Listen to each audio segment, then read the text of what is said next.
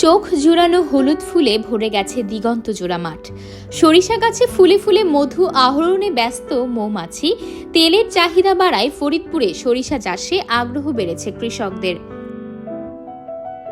ন্যায্য মূল্য না পেয়ে দেশের এক সময়ের গুরুত্বপূর্ণ শস্য সরিষা আবাদ প্রায় বন্ধ হয়ে যাওয়ার উপক্রম হয়েছিল এই জেলায়।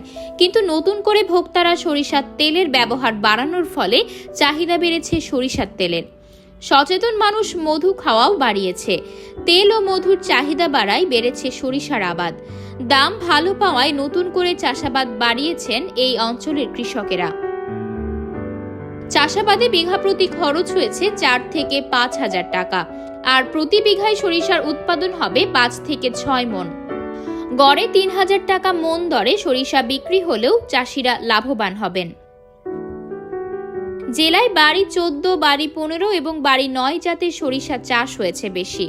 বীজ ছিটানোর 80 থেকে 85 দিনের মধ্যে বাড়ি জাতের সরিষা ঘরে তোলা যায়, আর বিনা জাতের সরিষায় সময় লাগে 110 দিন। স্বল্প সময়ে ফসল ঘরে তুলতে চাষিরা বাড়ি জাতের সরিষায় বেশি চাষ করছেন। শস্যের আবাদ বাড়তেছে, যারা বুনেছে ওই যে আমার এক বাড়িতে বুনেছে 25 কাঠা, ওই যে দেখা যাইতেছে খালি শস্য, ওই যে আল্লাহ দিচ্ছে শস্য, খুব শস্য। সেই জায়গাও 7-8 কেজি করে সার। ও অনেকেই সোয়াবিন তেল খাওয়া বাদ দিতেছে। আমি তো এই যে প্রায় 8-9 মাস সোয়াবিন তেল খাইনি, ওই বাড়ির শস্যই বাঙ্গাই খাইছি। ধরেন যে 5-6 সার করে কাঠা ভর্তি সার লাগবে, তারপর সেচ দেওয়া লাগবে একটা। কৃষি বিভাগ বলছে দেশে ভোজ্য তেলের চাহিদা মেটাতে এবার সরিষার আবাদ বাড়ানোর নির্দেশনা ছিল সরকারের তরফ থেকে। তাই সরিষা চাষ বৃদ্ধিতে পরিকল্পনা গ্রহণ করা হয়, তৈরি করা হয় নতুন শস্য বিন্যাস, উদ্বুদ্ধ করা হয় চাষিদের। গত মৌসুমে সরিষার দাম ভালো পাওয়ায় উদ্বুদ্ধ হন চাষিরা। এ কারণে চলতি মৌসুমে বেড়েছে সরিষার আবাদ। সরিষার চাষিতে লাভ হয় বিধে আমরা এই কৃষিক্ষেত্রে এই চাষ করি। আর এই তেলটা সৌন্দর্য, খাইলে রোগ বালাই কম হয়। এর ফুলের থেকে মধু জন্ম নেয়।